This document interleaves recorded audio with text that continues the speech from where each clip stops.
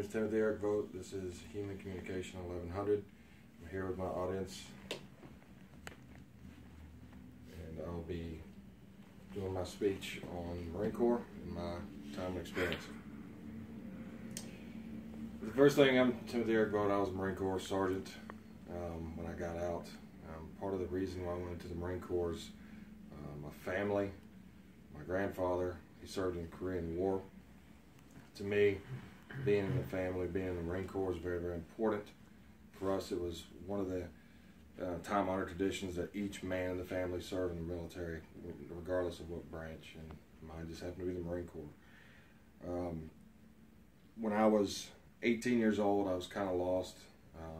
Super high-profile athlete, big into varsity sports. I was the first, and still hold the record today, first four-year varsity letterman in 3 sports at Newnan High School. Still has not been done. My name is still in the gym at Newnan High School for that.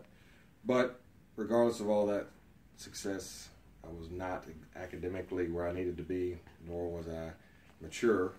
So I had to come up to a point in my life where I had to make a decision on what I was going to do to better myself. So the first thing that I decided to do was to talk to a recruiter. So I had many opportunities to talk to recruiters. I chose the Marine Corps simply because of my grandfather. My mother and father both were in the Army, and that was definitely not going to be something that I wanted to do because I didn't know anything about the Army at all. I just knew what my grandfather had taught me about the Marine Corps. And one of the best things that he taught me was that every Marine Corps base was on the beach. A couple of us in here are actually Marines, so we can attest to that. So spoke to a guy named Staff Sergeant Serrano. Originally I was going to go in the Marine Corps as a military police officer. Learned from a few buddies of mine who went into the Marine Corps that Marine Corps police officers are not exactly the most liked at all. So I was really at a point in my life where I didn't know what to do. So my staff sergeant spoke to me about joining the Marine Corps as an aviation mechanic. Good job skills when you get out. Limited time of seeing action face to face, so I decided to join as an aircraft mechanic. So, with that being said, I had several friends that joined with me. That was from my high school and a couple of high schools in the surrounding area, Northgate and Newnan High, and East Coweta. They all joined, but obviously we all picked different MOSs, which is a military occupational study. When I went and got to the recruiter's office with a couple of friends of mine, there was a video that was playing, and it was a quote that was being said by Ronald Reagan on the video. And the quote follows like this: "Some people spend an entire lifetime wondering if they've made a difference in the world, but the Marines, they don't have that problem." When I heard that, that was it for me. That sold me. I figured that that was going to be my calling because I wanted to do something that was going to make a difference, but yet I could still have a good job skill. Once I went into the Marine Corps, it was not too difficult because I'd been in the military training-esque with football for 4 years.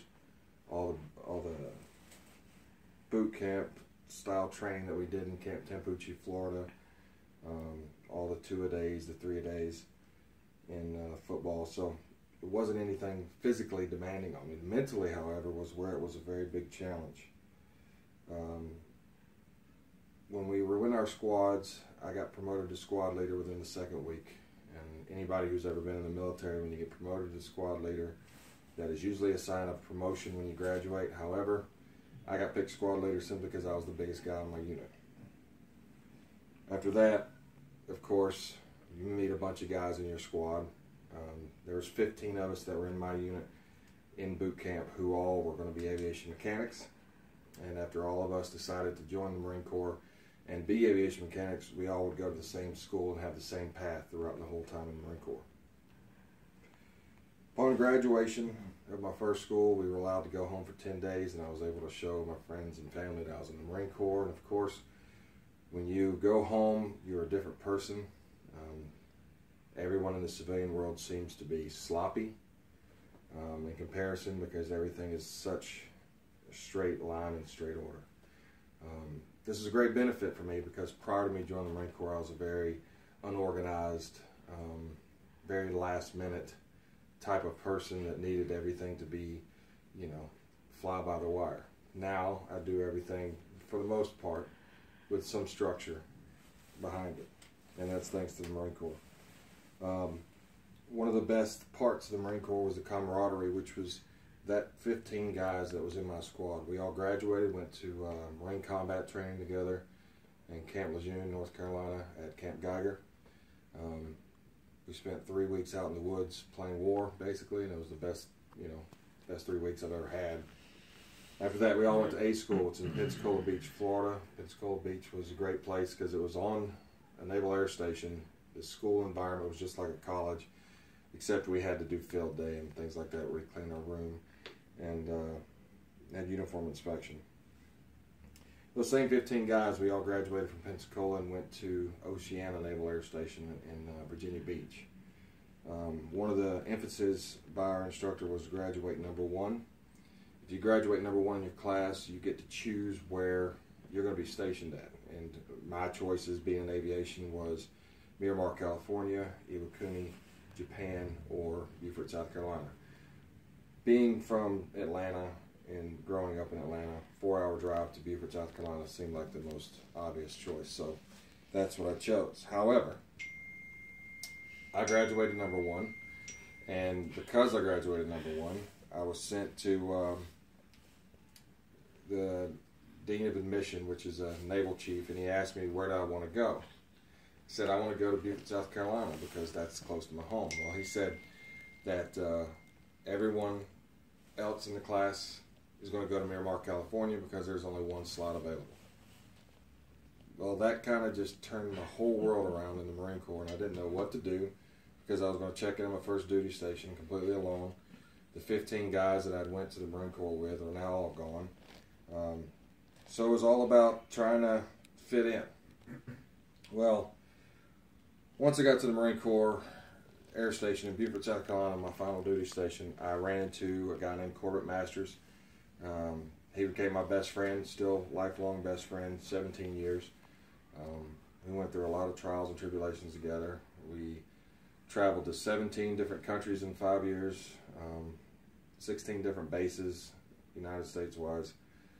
We were F-18 hydraulic structure mechanic Marines.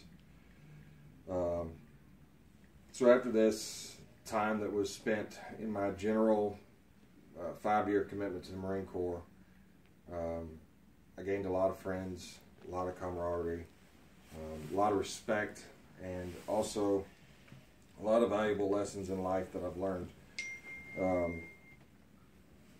Also know that, Marine Corps is not for everybody. The people that join have a special gift inside of them to be selfless and to not need a lot of help in their life as far as persuasive just choices, because they already know what the goal they have set forward in their minds, so they're going to achieve it.